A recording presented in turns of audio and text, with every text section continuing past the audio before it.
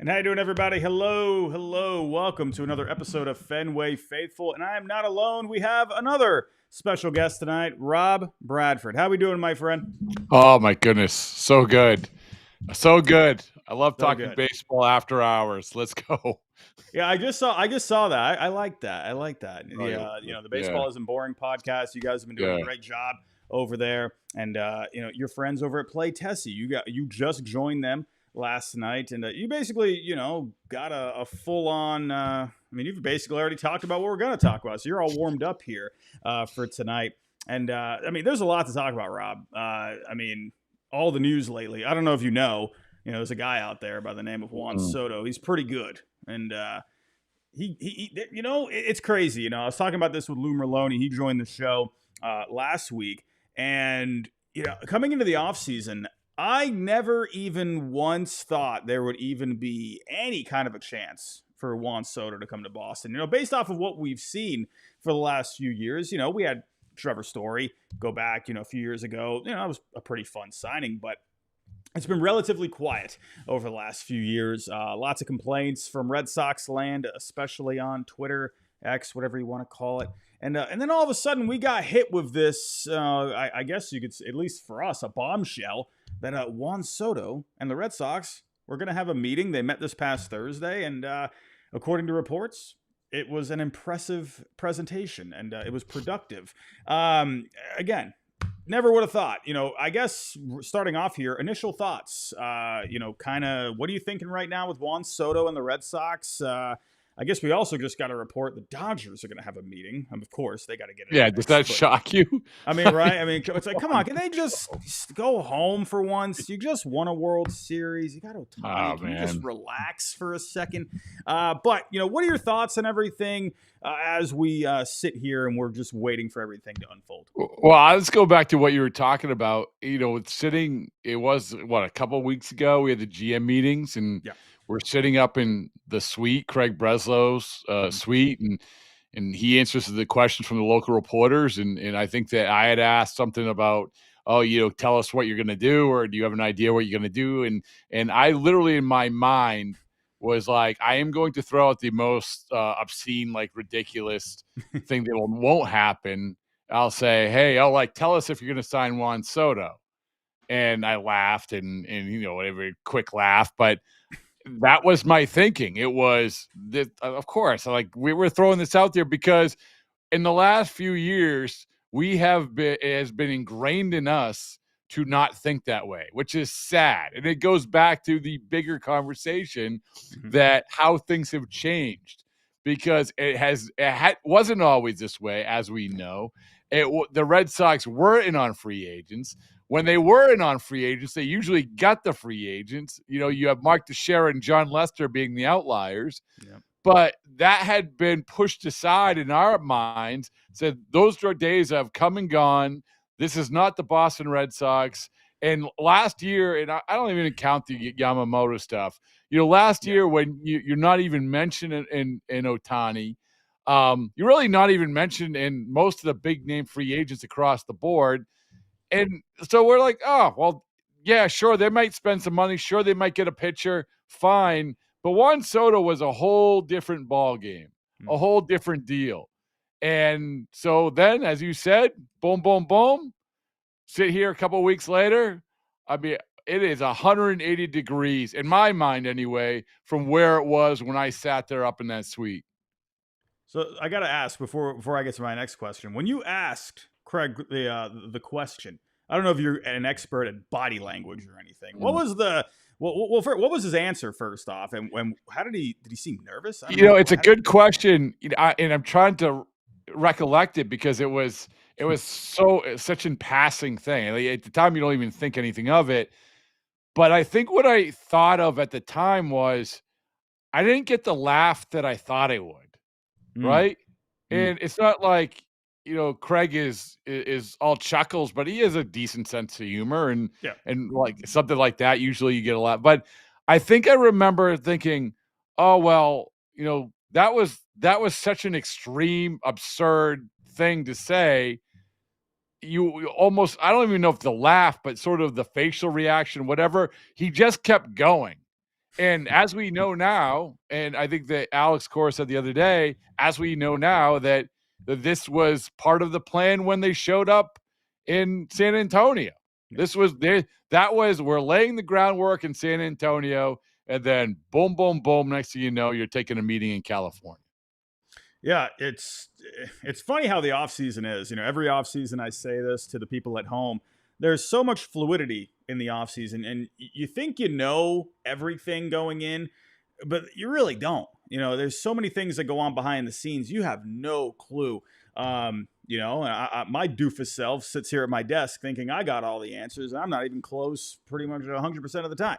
And this one, it just kind of came out of nowhere. I want to get back to the point that you just made where, the Red Sox, when they had their targets, they landed these guys. If you go back to, even guys on the trade market, Schilling, Beckett, Adrian Gonzalez, and then signed him to the extension after, and free agents, right? Daisuke is a great example, right?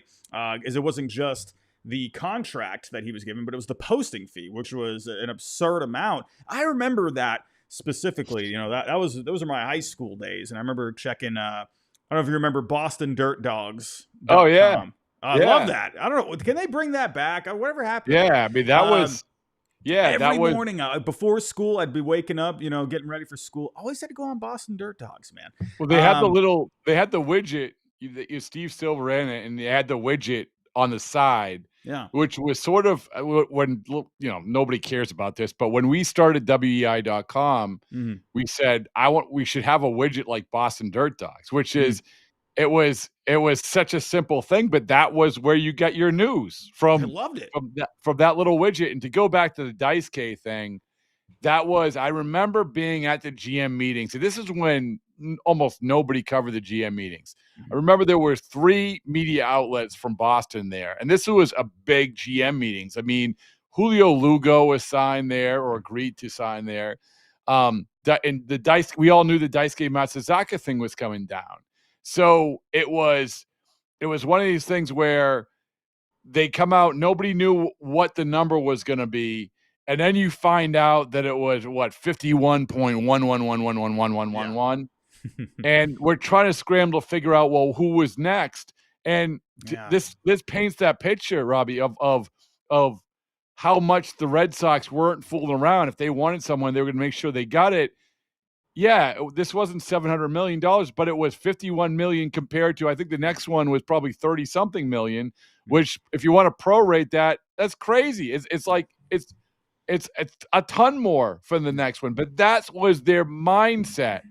And it went out the window. And I mean, we could talk about the ownership mindset of like where that took a turn, but it was absolutely different than certainly we've seen the last few years. Yeah, I remember the whole Daisuke thing. I was one of those that were tracking the flight. I still remember that. I remember everyone was saying there's no way the Yankees lose out on Daisuke. We were hoping like, oh, okay, let's see. The Red Sox are in it. Cool, let's see. Everyone was saying the Yankees were going to do it, and then we blew them out. I'm not saying it's really it's different situations, but. Yeah, and as I said with the Play Tessie guys, one of the things really when we were talking through it, I hadn't thought too much about it. And I think somebody might have tweeted this out about the John Henry tweet, from 2009. I had to go dig that up. And the MT curse, which was Mark Teixeira. And that was when they lost out to the Yankees on Mark Teixeira. And John Henry and company were so pissed off about it. Pissed off. They didn't lose these things. They weren't going to lose A-Rod to, like all of this. Like they were so pissed off about this that John Henry took to Twitter to do this thing. And to think about like that, compare that to now, it just seems so foreign. Yeah. But it was, I mean, I think that was a microcosm of what we're talking about and how competitive this ownership was, especially against the Yankees. Yeah. Yeah, no, it is. It's funny how when you go back to those times and you compare it to now, how it has a different feel, but it almost, you brought this up on Play Tessie where, You almost wonder if that documentary that just came out on Netflix maybe kind of revved him up a little bit, wanted to, and of course you go back the last few years, they have been trying to rebuild this farm. I am a believer, timing is important with your organization, right? Having that foundation in place, having a good core of prospects, especially getting close to major league ready. And I still think, there could be even a little bit more work done, to even develop, further down the line.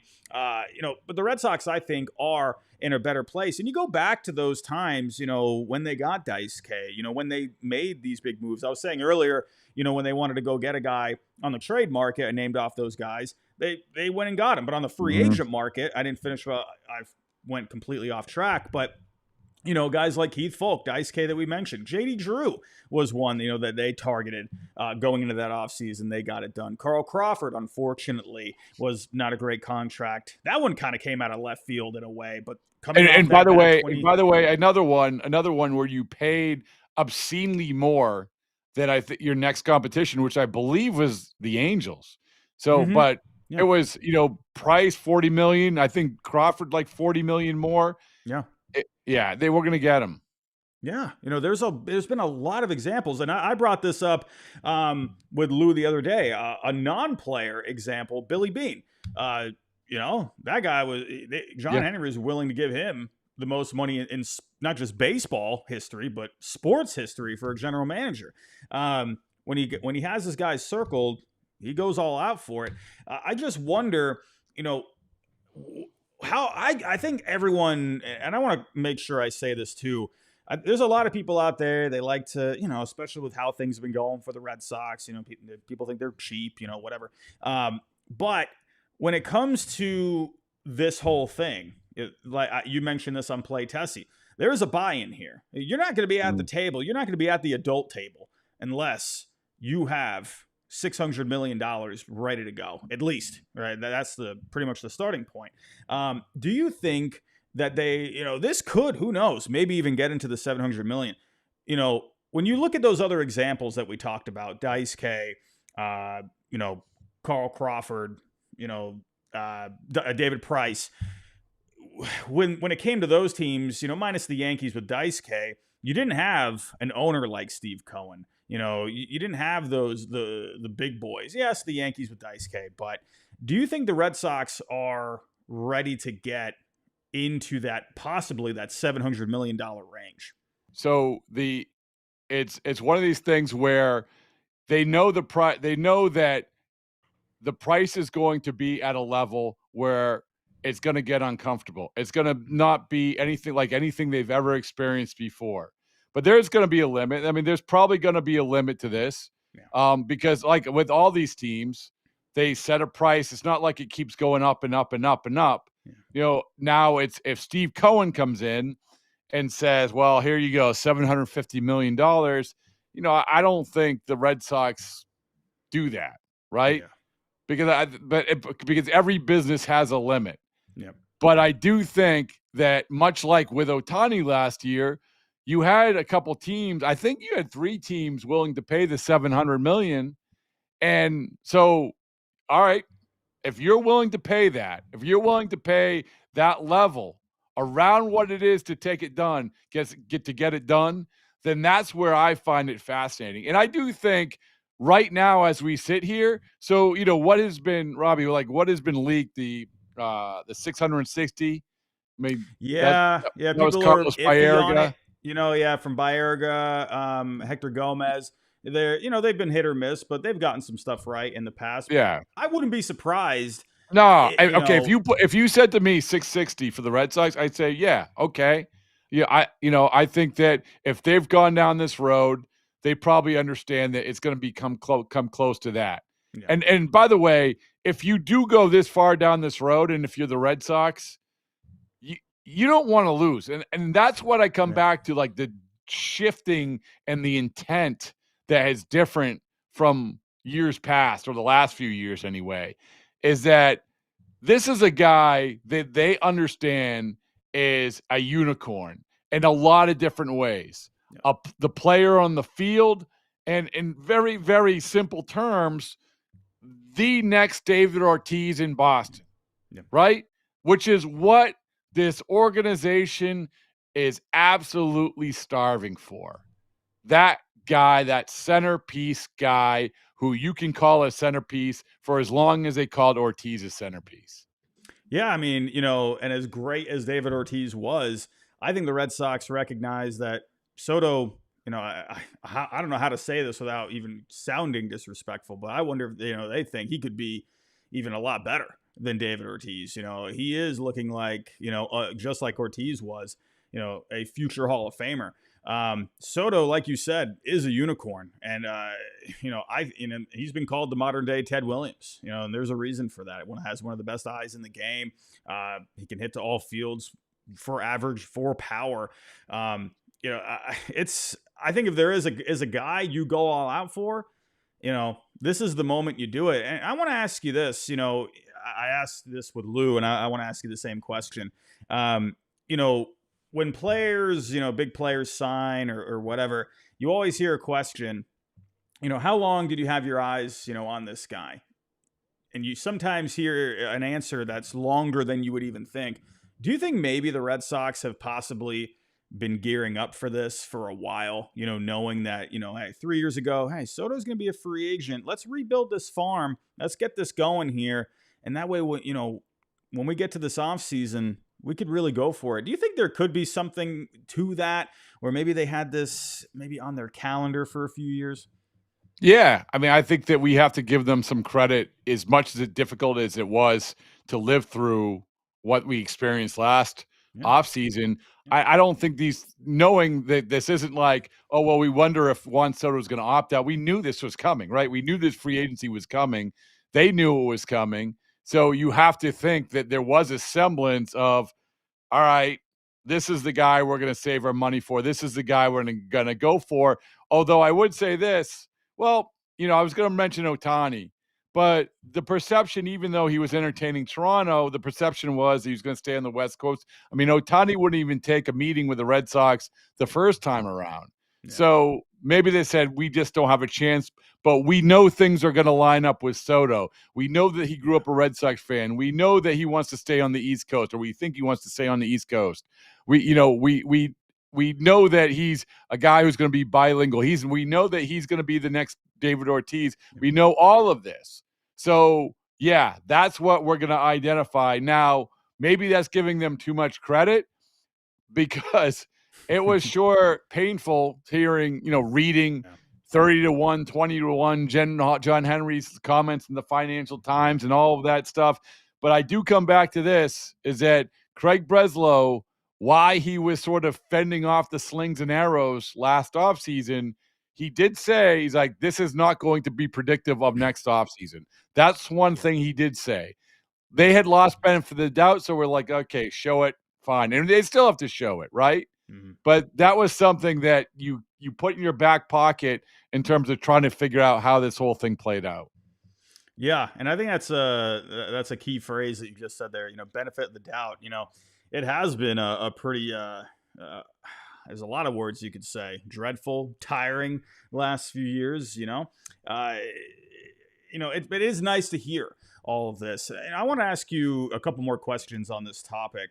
Do you think that Theo Epstein coming back into the fold, with this Fenway Sports Group, I don't know, have you heard anything at all with that? Where I think we talked about him when he was brought back, he was a big talking point. I feel like you haven't heard much on him lately. Do you feel like maybe he could have a decent role in this? Because you go back to Theo Epstein, when he went to the Cubs, he was, big on selling a vision to John Lester, bringing in all these guys, right? Do you think Theo Epstein could possibly have a play here, and maybe being involved in some kind of way with this?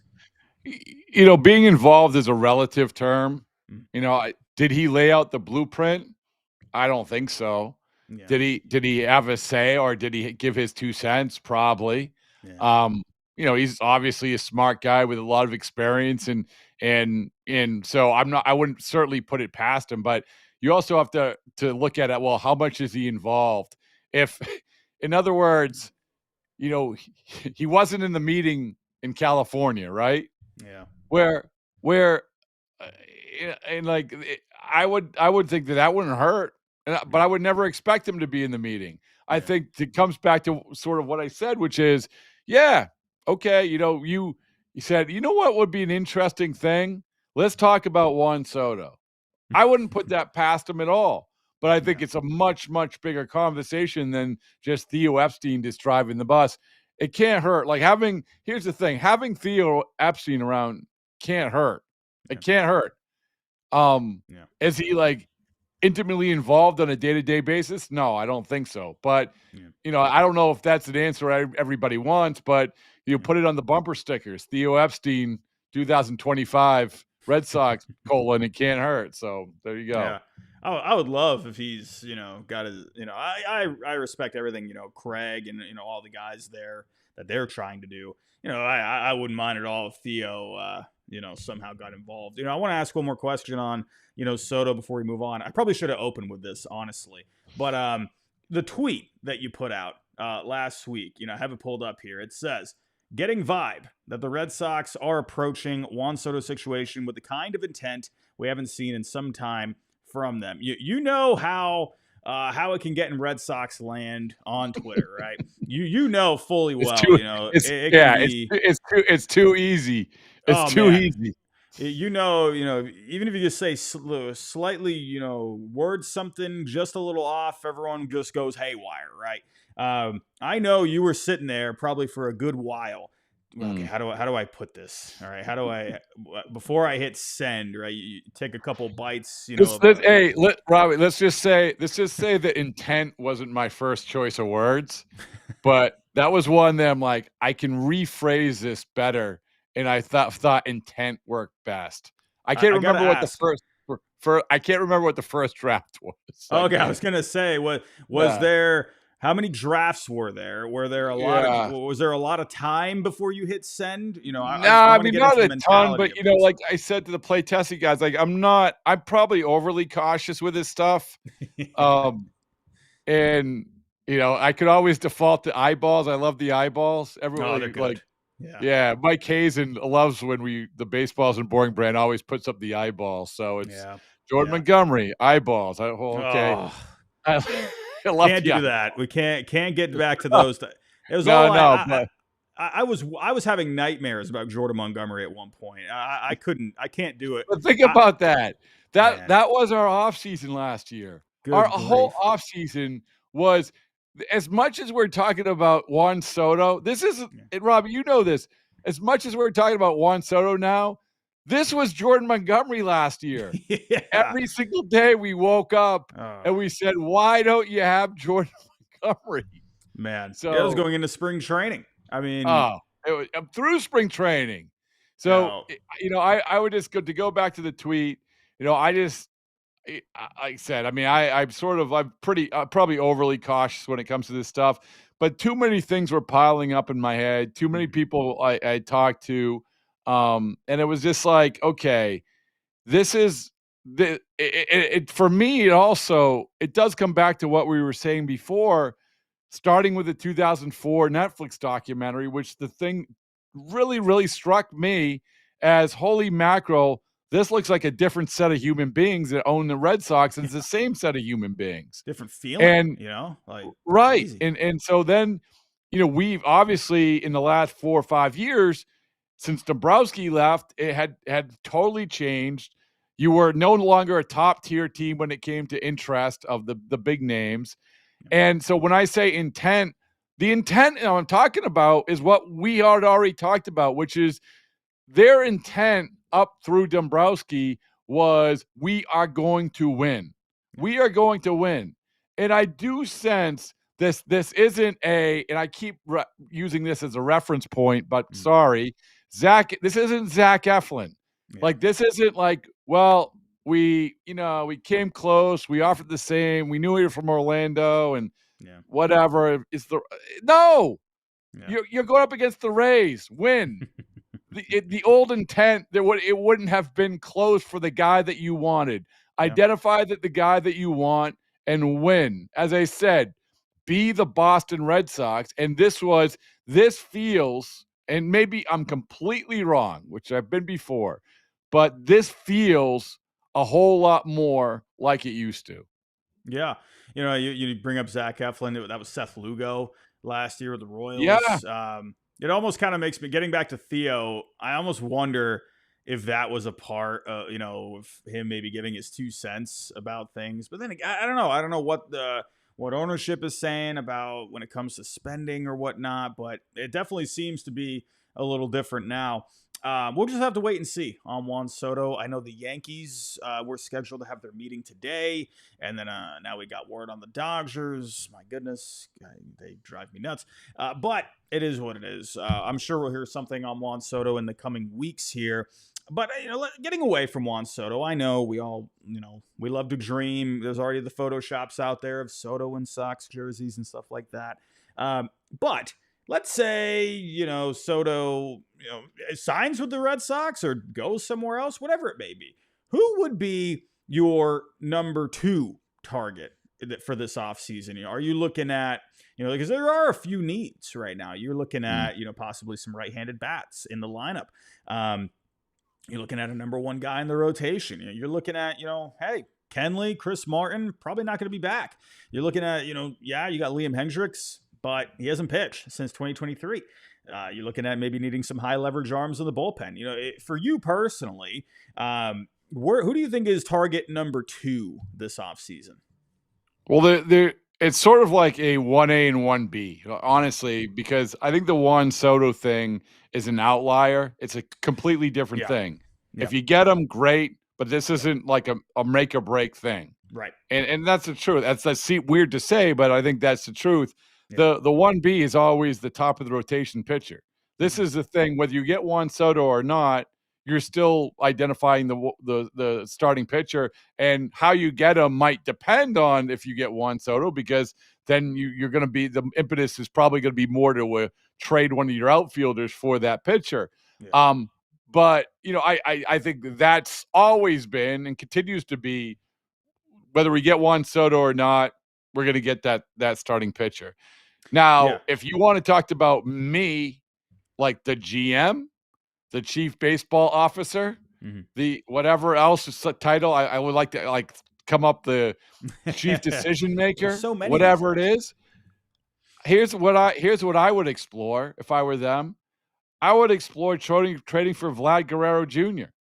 And the reason is because you have the Juan Soto. You've shown that you have the Juan Soto money, right? There's no other free agent position player. I don't want to hear about Pete Alonso or Alec Bregman or whatever it is. There's no other position player that comes close. Yeah. And really, like, trading, I don't even know, Brent Rooker's off the table, but Vlad Guerrero Jr. for what you need is so perfect. He's so perfect. And he's also along the lines of what you're looking for with Soto. A youngish player who's just going to be a force in your lineup for 10 years. So you have that. You've already shown that you have the Juan Soto money, so you can sign an extension. So it adds up to me. You trade for Vlad Guerrero Jr., and then you use a chunk of the Juan Soto money to sign the guy to the extension that the Blue Jays didn't want to sign him to. Yeah. So there's my plan, but I don't think it's going to happen. Yeah, I've been thinking about the Vlad Jr. thing. There's been like stuff out on Twitter land, about a possible Vlad Jr. trade. Maybe something going on behind the scenes. There's even been some possible proposals put out there. Maybe that could involve someone like a Tristan Casas. The Red Sox, when it comes to their lefty bats, obviously that was a concern coming into this offseason. They're looking to balance it out, add some righties.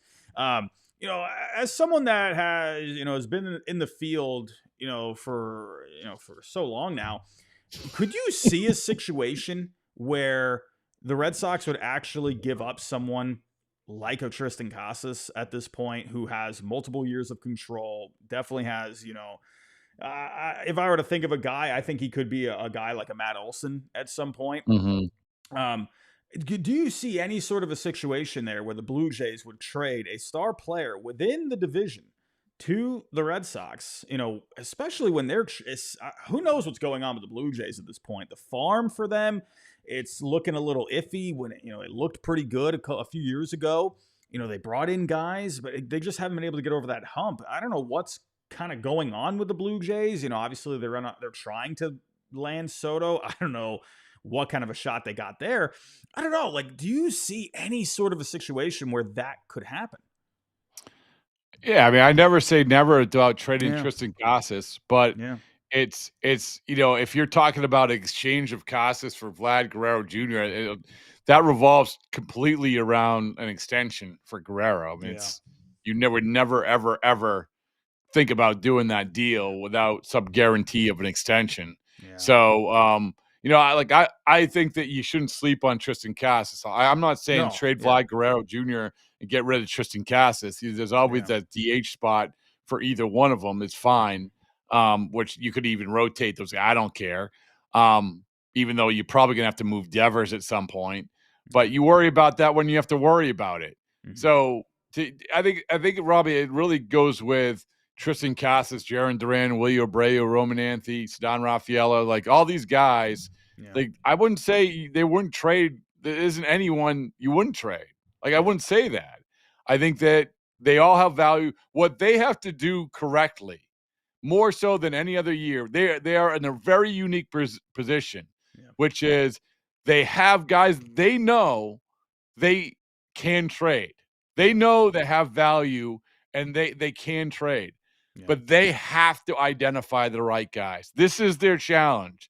It's not only to get uncomfortable and trading guys this isn't like trading a bunch of guys who aren't going to be protected in the Rule 5 draft. These guys you're trading are probably going to be all-stars. Yeah. But you have to identify the guys who are going to be the worst all-stars. Yeah. Just like Dave Dombrowski did when he made the Craig Kimbrell deal and when he made the Chris Sale deal. Yeah. You didn't give up Devers in the Sale deal. You gave up 4 guys in the Kimbrell deal, but really, okay, well, none of them really hurt you. So identify the right guys. Yeah, and that's, like you said, they're in a pretty unique position here, but they're in quite the, I would say, position of strength. I mean, when you look at, I mean, my goodness, they don't just have prospects, down to the minors. They got guys that are major league ready, that have experience over the last couple of years. A guy like Willie Abreu, who has been mentioned as a possible centerpiece for a guy like Garrett Crochet, which that has been reported over the last couple of weeks when it comes to a possible Garrett Crochet trade, according to Sean McAdam of Mass Live, saying that the White Sox would like to have someone like Willie Abreu, throwing a few prospects there. We're talking about free agents and stuff a lot, but I think Garrett Crochet at this point, I wonder if he is the number one target for the Red Sox on the pitching side of things right now. I would imagine, maybe there could be some kind of an extension worked out there. He has been open to it. Obviously, you had the reports at the deadline that he would want to sign an extension with a playoff contender if he got traded. So I would imagine there would be something there. When you think about a possible trade, Garrett Crochet, probably it makes a lot of sense, right? They could use some more swing and miss in the rotation. They could use a lefty in the rotation. What are your thoughts on all the Garrett Crochet stuff over the last, week or two? Do you think someone like Willie Abreu and some prospects could get it done maybe? Or do you think, someone like Dave Dombrowski comes in and says, hey, we got these pretty good prospects. We think we can beat that offer. What do you think? Do you think the Red Sox could end up getting something done there? I think that it depends on how uncomfortable you're willing to get, right?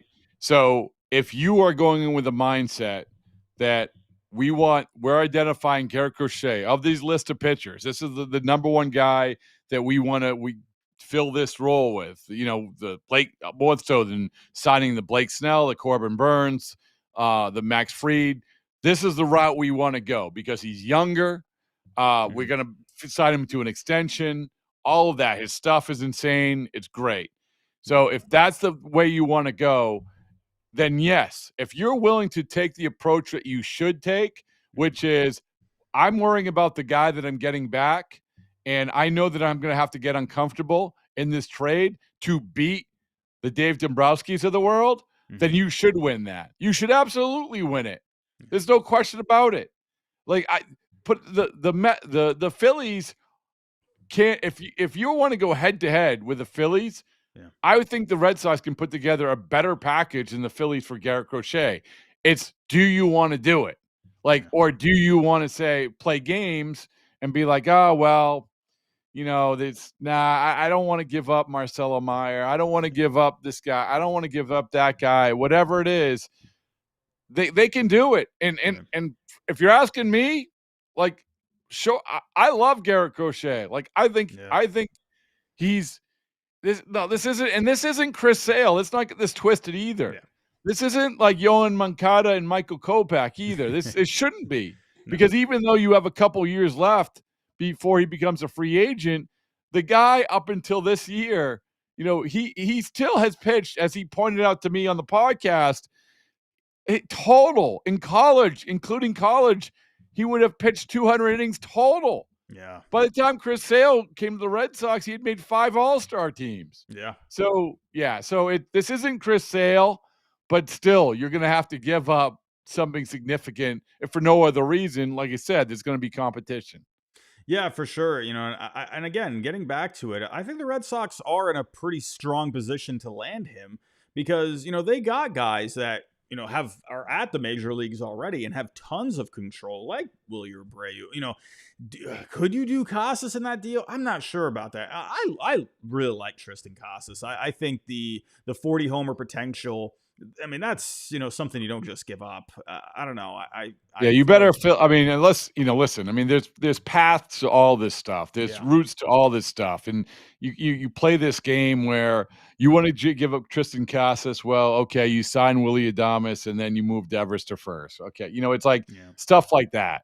But I think that, and I've said this before, like Tristan Casas is so polarizing. He just is.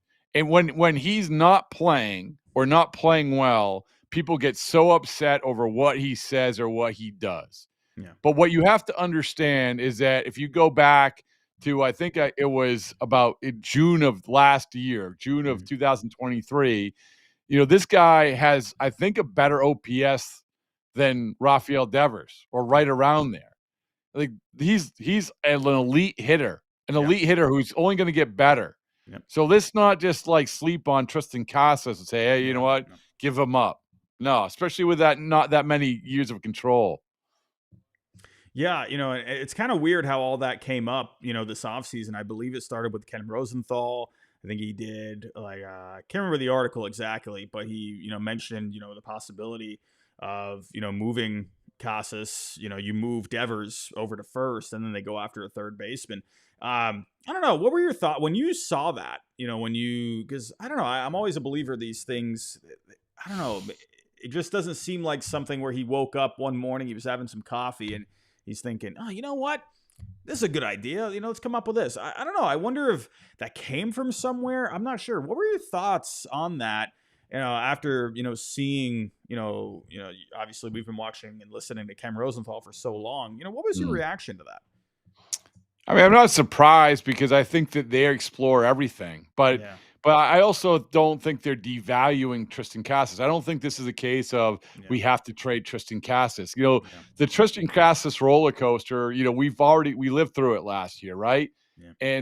And not only in terms of the injury, but then, what happened as he was coming back from the injury and all of that stuff. But at the end of the day, the Red Sox are smart enough to understand that this guy is more part of the solution than part of the problem. Yeah. So when that came out, it doesn't surprise me because, again, you rode the roller coaster. It's not just this straight line of no doubt about it. It's kind of like, in a lot of ways, like in a much different way, but Jarren Duran, the conversation with Jarren Duran, which, by the way, I wouldn't trade because I think he's an elite player. I agree. I think he's going to finish about 6th in the MVP voting. Mm-hmm. And you keep a guy like that, but a lot of people say, well, you got to extend Jarren Duran. Like, and then, you hear like, well, they haven't even talked to Jarren Duran. Well, again, why would you? Yeah. Like, why would you talk to him? You have how many years of control? He's going to be, in what, age 33 year for free agency. The Mm-hmm. way he plays, to his credit, is incredibly hard, plays every day, but that's his game. So, yeah. So, I mean, a lot of the Red Sox conversations, people can twist them a lot of different ways, but ultimately you have to find the guys who are going to be the foundation guys. Yeah. And I certainly look at those two guys, and Tristan Casas and Jarren Duran, as pretty good places to start.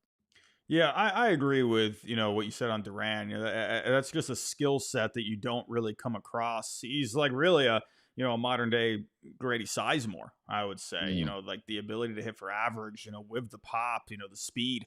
Obviously, really reminds us, from the left side. Yeah, it's kind of a guy you don't really just give up. I'm sure if he keeps it up, though, there will be some kind of talks, but it'll be interesting. Now, one guy, we've been talking about the hitters here, with some pitching, but there was a report from Jeff Passan this past weekend. He was on the Baseball Barbecue podcast on Yahoo Sports, and he did mention, pretty nonchalantly, that the Red Sox are or have been talking with Blake Snell. That's another. You want to talk polarizing names? Blake Snell is definitely one of them out there. I think everyone knows how talented he is, but there's always something there with Blake Snell, whether it's injuries, high walk rate, signs into spring training late, has a terrible first half, then an amazing second half with a no-hitter. There are benefits, I think, of signing someone like a Blake Snell. I think they were connected with him last offseason as well.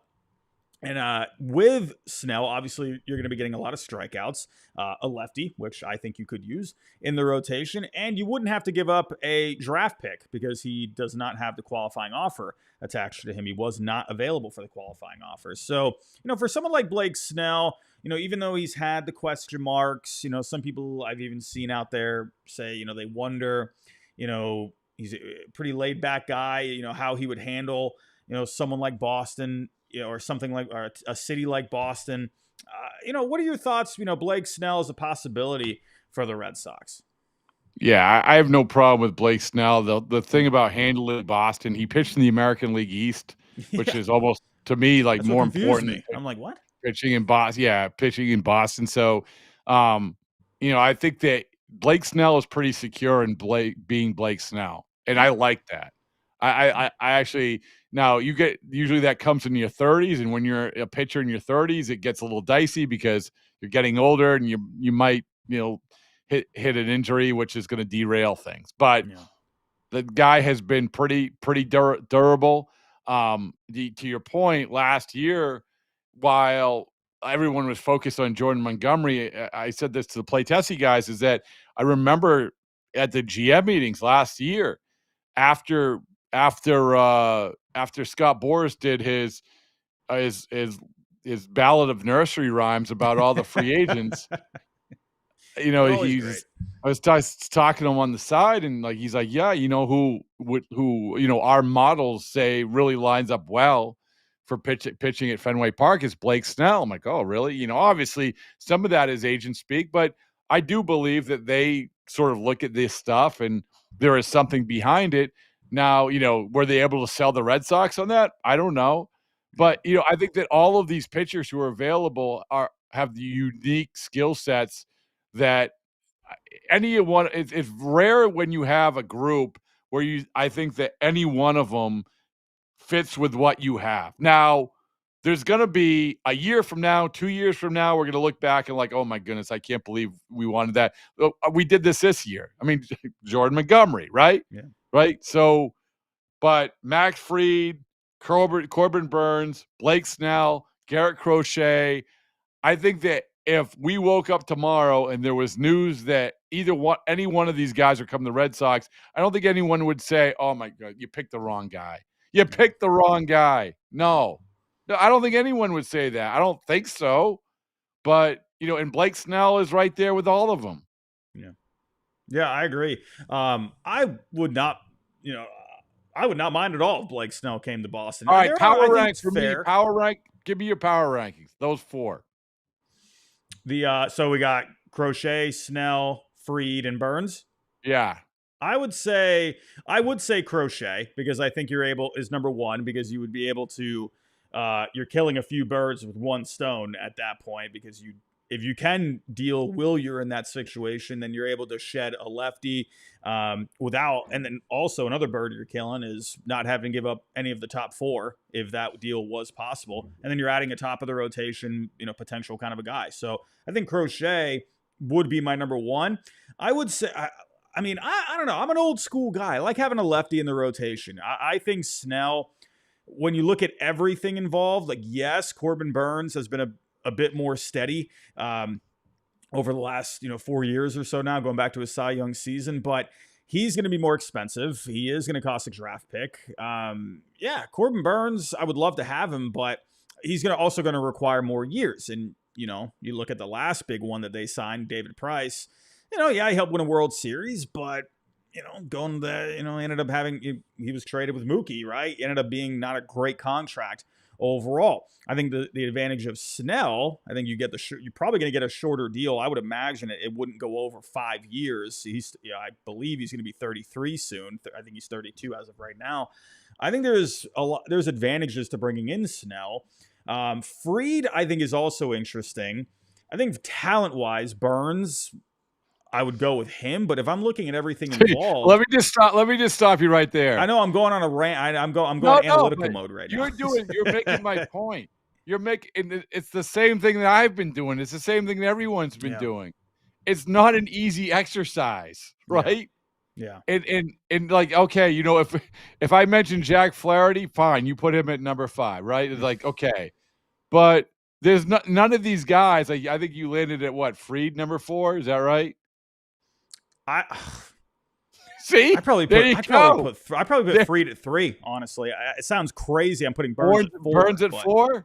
Talent-wise, Burns would be number 1. But if I'm looking at everything involved and trying to think the way the Red Sox are, I guess I'm more thinking the way I've sort of handled, doing things on the channel over the years.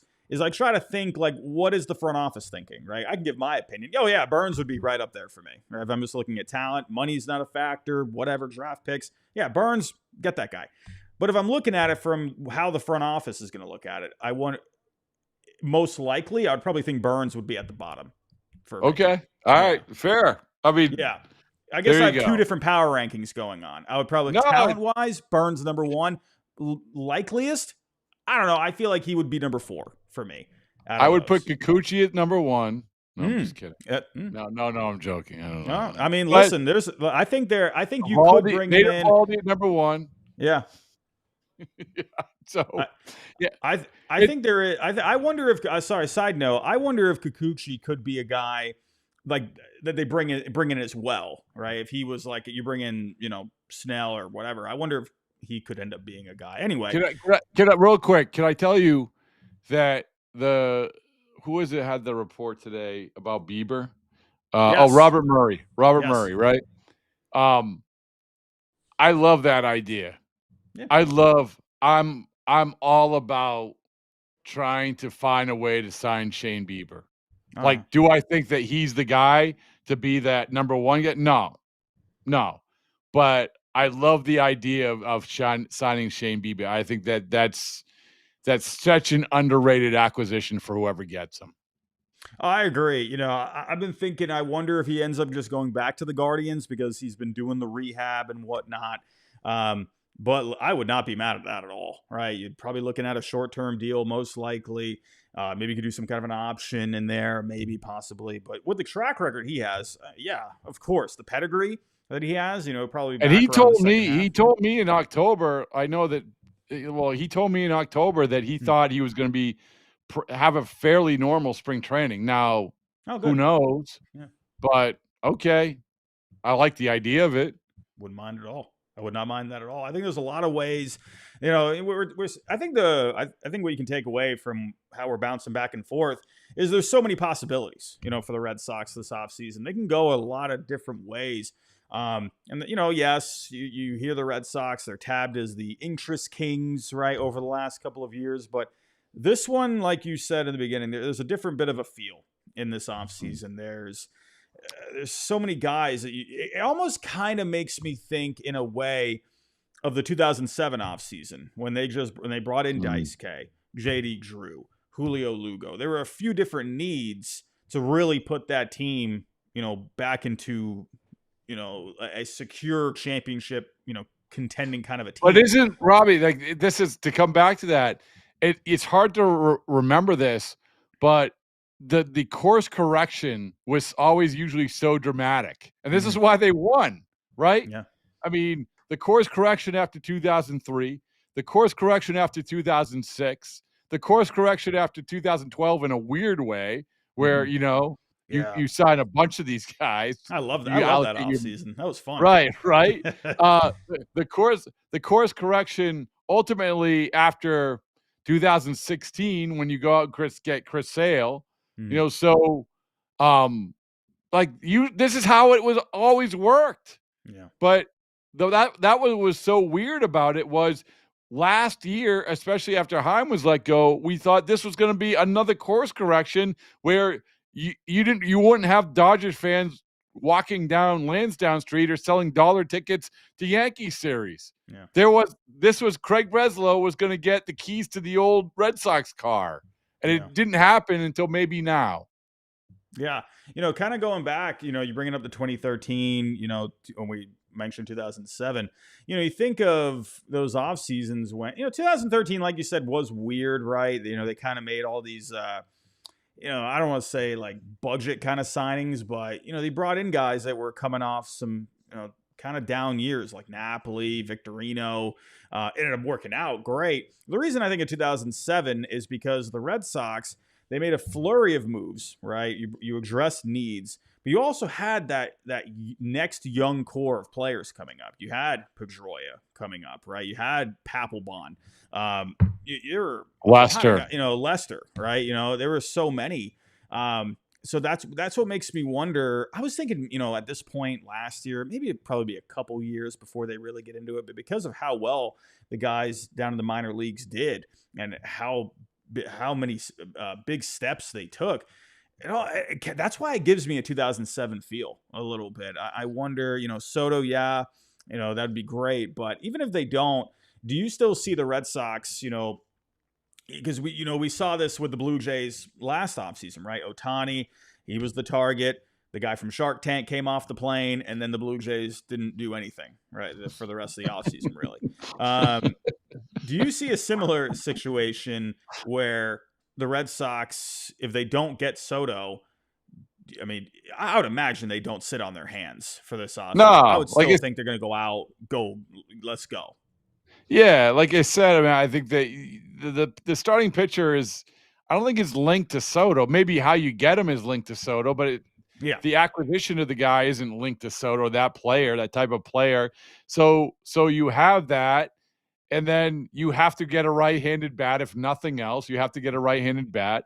To your point, you have to rebuild the bullpen a little bit. And I do think that when you talk about building the bullpen, like the Liam Hendricks closer thing, just pump the brakes. Like maybe he becomes the closer, but it's not something that you do not want to build a team with the Juan Sotos of the world or the high-priced starters of the world and just say, you know what, we're going to take our chances with the bullpen. No, I'm a big proponent of signing guys like a Chris Martin, like a Kirby Yates, guys who are secure in their existence, who are not trying to chase a spot in the major leagues, throwing stuff against the wall and hoping it sticks. And there is a time and place for that, and there's a time and place, as we saw with the Dodgers, where you have to pay for a certain. And I thought that's what that was one of the Heim's better moves, is paying for the certainty that was Kenley and Chris Martin. Think about as even though they didn't end up how they wanted, it would have been a whole lot worse. Whole lot worse. Yeah. Remember, I mean, we saw what happened when the season fell apart right after the All-Star game, where you took out basically your eighth and ninth inning guys, right? Slayton, Martin, and Kenley. Yeah. And you can't be putting yourself in that position. So anyway, what I'm saying is that they're going to get guys. They have to get guys. They know they have to get guys. And and I'll say this again, that the line that I love from Craig Breslow is not they're going to be more aggressive. It's they're going to be more decisive. Like that, I love. Like, find the guy, get the guy. Yeah, I agree. I think they're. I don't know. Coming into this offseason, I was thinking, okay, right-handed bat. Let's go get a pitcher. A couple bullpen pieces. All right, good, solid offseason. And I love that. Now we're at this point now, and we're talking. What feels like what it was, 15 years ago, right? You're looking at, the big names again, right? It's just nice to at least be back in the conversation. That's at the end of the day. If they don't get Soto, I'll be a little sad about it, but we've been so disappointed over the years. I'm okay with getting disappointed still because I'm just numb to it at this point. So whatever, disappoint me. But if Soto doesn't come in, it's okay because I still think I'm getting a good feeling. That the reality was that we were coming off an offseason last year where the Kansas City Royals outdid you in the offseason. Yeah. Right? Yeah. They were the ones being aggressive. They were the ones identifying the guys who they wanted smartly. Yeah. But, I mean, so at very least we thought, well, can you win a Seth Lugo battle every once in a while? And now we not only potentially get that, but to your point, we actually can say, hey, you're waking up and I'm sitting there making the case that if they're willing to spend the money, which I think they are, that they have a legitimate case, a legitimate portfolio to present Juan Soto that's going to make it at least interesting. I'm excited for it, and the fact that, in a way, I know we've mentioned Daisuke a few times, but it almost has that sort of same feeling. As I remember thinking like, man, I would love to get that guy. Don't know if we're going to get him though, because it was kind of weird with the posting fee and everything. Getting sort of kind of similar vibes to that. I'm not saying we're going to, end up landing Soto like we did. Who are you the most excited about the Red Sox, your Red Sox fandom? Who are you the most excited about that the Red Sox got? Like over the years? Yeah. Oh, I know it didn't work out in the end, but I was so excited when they traded for Adrian Gonzalez. I loved that move. I was so happy about it. I mean, his 2011 was insane. He did hit very well. I also loved the Josh Beckett trade. I was so excited about that because I knew we needed a guy, and I'm thinking, oh man, there were so many storylines behind it too. He was the one that slayed the Yankees in 2003 after we got our hearts broken. I was really revved up about that. Free agent wise, man, who are some?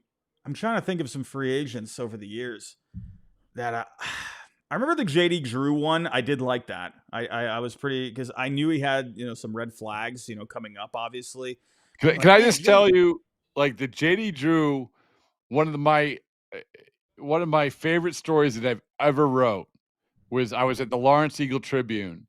And I had found out that JD Drew used these weird contraptions to help him get ready and stuff like that. Yeah. It was like this thing that cosmonauts used and then so JD Drew ended up calling me and the agents had set it up and later the agent said, "Oh, we thought it was a bigger paper than it actually was, but oh well, I was the big winner." But he talked about, I mean, JD, when you got him talking, he talked. And he was talking about this hyperbaric chamber and things that he put on his cell phone and everything else. It was, I really like JD. I get it that he probably didn't like baseball a whole bunch, but I really, really liked him as a human. Yeah, I was excited about that. I would actually, again, I'm going to bring him up one more time. I think out of all the free agents, I did like JD Martinez. That was good because I felt like he was the final piece that they needed. Honestly, if you're factoring in, going after talent, if you're looking at drama along with it, you're checking the headlines. At the time you didn't have Twitter, but I think Daisuke was probably the most exciting one for me. No, it had to be. And Robbie, people don't get it. Like people who didn't live through it don't get it. No, they don't. It was really like, we go through Yamamoto, we're going through Sasaki now, even Ohtani. There was nothing like Daisuke because it was such a mystery. Everything was such a mystery. We have all the information on all these guys now. We know what they are. Yeah. But Daisuke was this mystery who threw a mystery pitch The gyro ball. The gyro ball Man. and I mean everything about him was just such a it was like the scene from Braveheart where they're walking by. It's like, you're not William Wallace. He's 10 feet tall. It's like that's Daisuke, right? Yep. You couldn't be Daisuke. He's 10 feet tall. So yeah, it was a weird time. I remember that whole thing. I remember reading that the deal was dead, and I'm like, oh, come on. And then they get on the plane and they go out to Boris headquarters or whatever, Boris Corporation.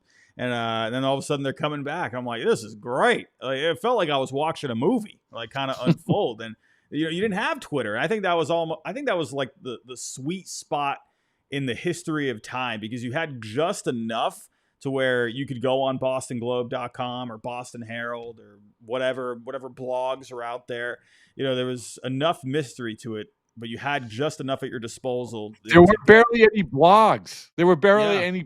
I mean, I remember I was starting a blog.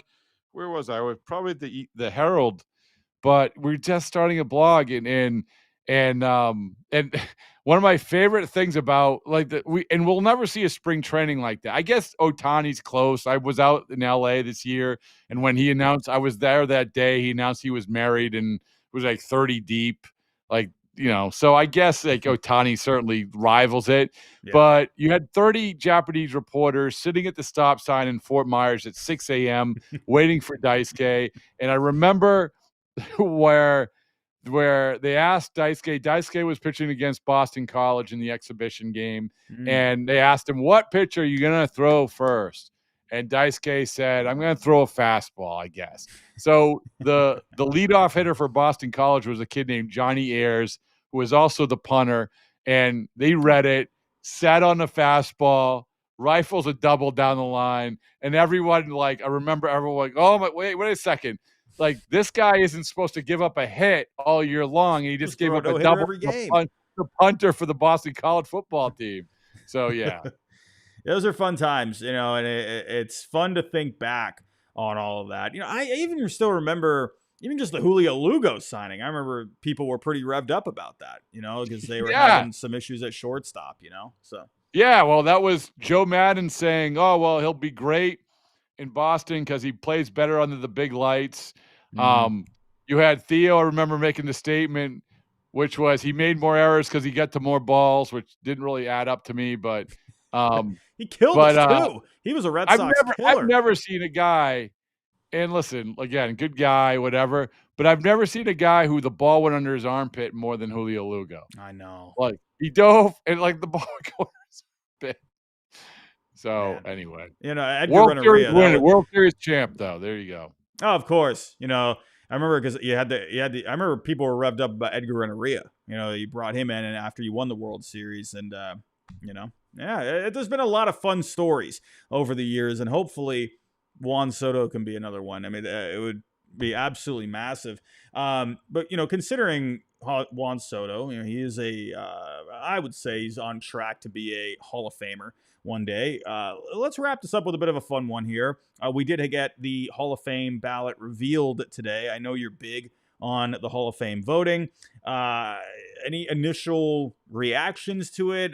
Do you already got a few guys circled? What are you thinking with the Hall of Fame ballot? Well, I mean, locally, the guy everyone's going to pay attention to is Pedroia, right? Yeah. And I went through the Hall of Fame process. Last few. I think this will be my fourth year doing it. Mm-hmm. And I have always been a guy who voted in the quote unquote steroid guys. Mm-hmm. I voted for A-Rod. I'm a big ballot guy. A-Rod, Manny, Billy Wagner. He'll get in unless something weird happens. He'll get in, and to me, he deserves to get in absolutely. So I'm just looking at the ballot here. Yeah. Andrew Jones, I voted for. Mm-hmm. Carlos Beltran I voted for. Yeah. So there's a lot of on this ballot. There's a lot of really, really good players. Mm-hmm. I will vote for Dustin Pedroia. Like I will. Mm-hmm. Do I think I he's love going to that. get in? Probably no, he's not. But is he? The goal is, and I think that Jason Stark might have said this about voting for somebody along the way, is that the goal of voting isn't like saying that he's going to get in the Hall of Fame. It's to get him another crack and get the 5%. Like Pedroia is a guy, right or wrong, and I am totally open for Hall of Fame discussion, arguments, whatever it is, as long as it's like I don't like I'm leaving the ballot blank or I'm voting for one random person. I hate that, right? Yeah. And I also honestly I don't like voting for like, oh well, this guy was nice to me, so I'm going to give him a vote. If I did that, I wrote a book with Mike Lowell. I would have voted for Mike Lowell, and I didn't. But with Pedroia, he's a guy where I look at him, and not only was he on that track, but also he's the epitome to me of a Hall of Fame baseball player. Like, and that's hard to quantify, right? And I know that we freak out, like they say in Zero Dark 30. I know that I can't say 100% because you guys freaked the f out, but I'm sorry, like this is how I feel, and people in Boston maybe say yay and everybody else say boo. I don't know, but this is how I feel watching the guys. Dustin Pedroia, me covering the Red Sox was the sweet spot of Pedroia. Pedroia was the sweet spot for me covering the Red Sox. So yes, I am going to vote for him. Yes, I will dig in on a better explanation for this. Mm-hmm. But anybody who watched Dustin Pedroia play baseball and live through that career can understand why he's at least in the conversation. I would say for me, I would say the way I kind of came up with it in my head, I think number wise, when you go look at the numbers, if you put the numbers on the screen for someone without telling that person who is this player, showing a picture, whatever, they would probably say, oh yeah, that's a Hall, solid player, Hall of Great. Then if you show them Dustin Pedroia, you're like, oh man, he played the game hard, right? He every day, he wasn't just a leader on the field; he was a leader off the field too. I think one day I think one day he should be a Red Sox Hall of Famer. But I think with Pedroia, I would say the right way, at least in my head, is he passes the eye test of a Hall of Famer, right? How you want to see a guy play. The stats are unfortunately going to hold him back, right? Because he got hurt. Unfortunately, the Manny Machado slide, my goodness. But, he was on track, like you said. He was a guy that, I think he was going to put together a pretty compelling case. We've seen, I see people all the time say with Pedroia, oh, the numbers were starting to decline anyway. But, we've seen guys, age pretty well, right? Pedroia was a hard player, undersized too. So who knows how he would have been, age, after 35 or so. But I still think you would have seen a few more pretty solid seasons out of him. And I think at the very least, he would have made a good argument for it. And, that's a guy where maybe if he was close enough, like with Billy Wagner this year, stay on that ballot as long as you can, and maybe you get in, right? Maybe, 8th, 9th. Yeah, I mean, I don't think Pedroia probably will get in, but you raise a lot of good points, especially the eye test thing. Yeah. It's and I think I told you that, if you look at, not that this matters because it didn't go long enough, but I remember doing the exercise halfway through Pedroia's career, at least 6 or 7 years in, and it was almost identical to Derek Jeter's for 6 or 7 years. Yeah, that's the track that he was on. Yeah, so I just look at it like he, like I said, like he passes the eye test, and and I think that one of the things that I've learned in voting for the Hall of Fame is that when I was on the outside looking in, I was, oh, I can't believe this guy did that. I can't believe that guy did this. And I think that you got to look at this. You can't be so rigid. So, Robbie, like what I would start with when it came to position players, I would say, how many times did they finish in the top 10 or top 15 in MVP voting? And the reason was because the numbers, the steroid era, everything was all over the place, but that showed a dominance in that era. Yeah. And I thought it was a good place to start. And yet, why I did that, and Jim Rice was the perfect example who just dominated.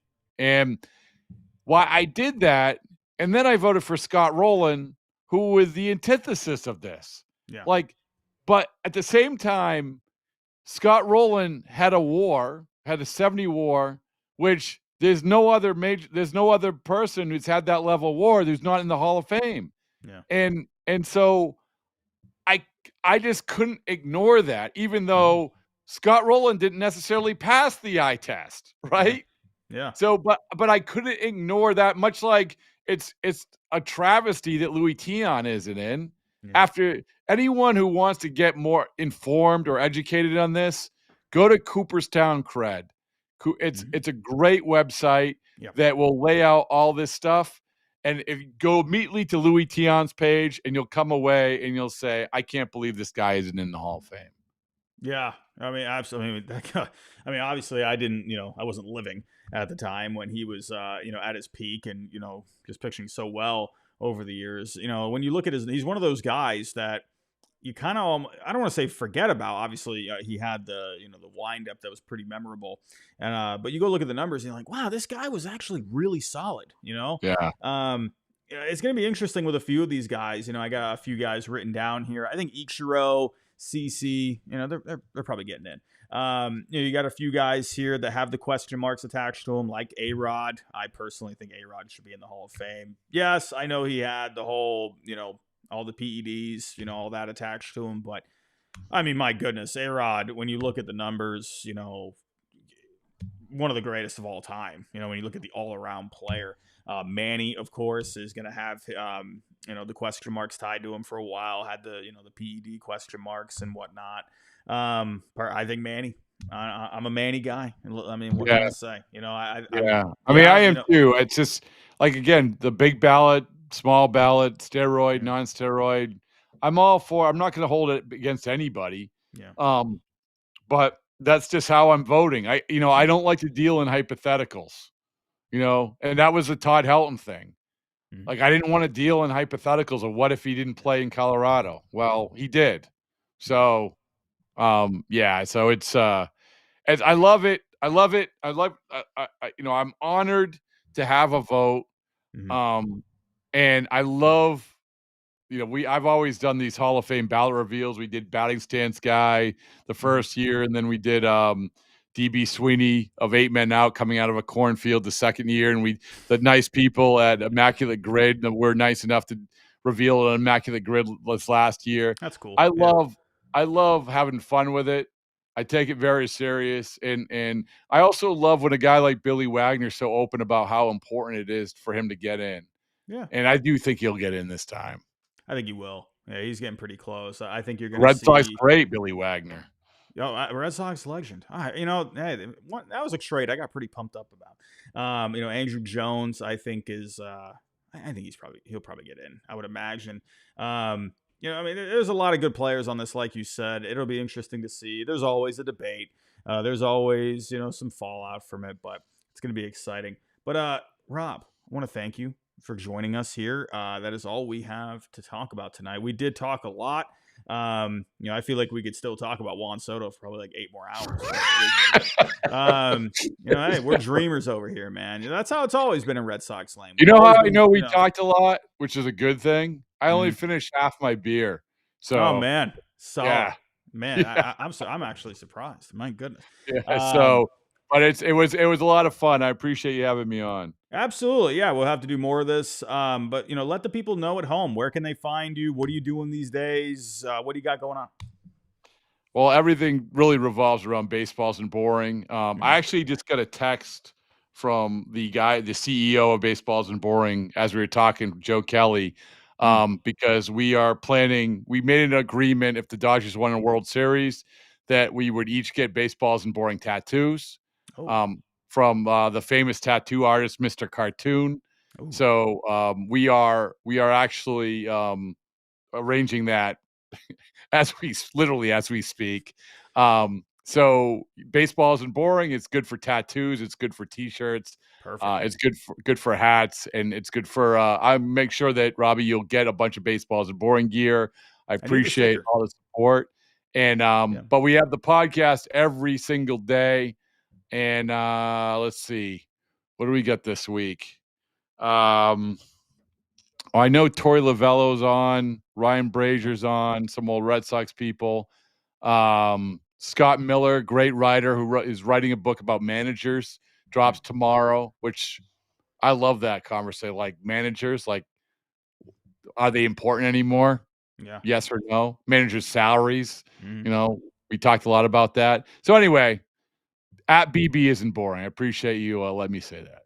Yeah, for sure. It's funny because I was going to wear my shirt and I picked the worst time to do laundry, and I'm so sorry for that. I wear my baseball isn't boring shirt on my main channel for a lot of my videos, so I'm advertising it, man. I'm putting it out there. I'll give you if you want the Japanese version, the one that Joe wore every single day.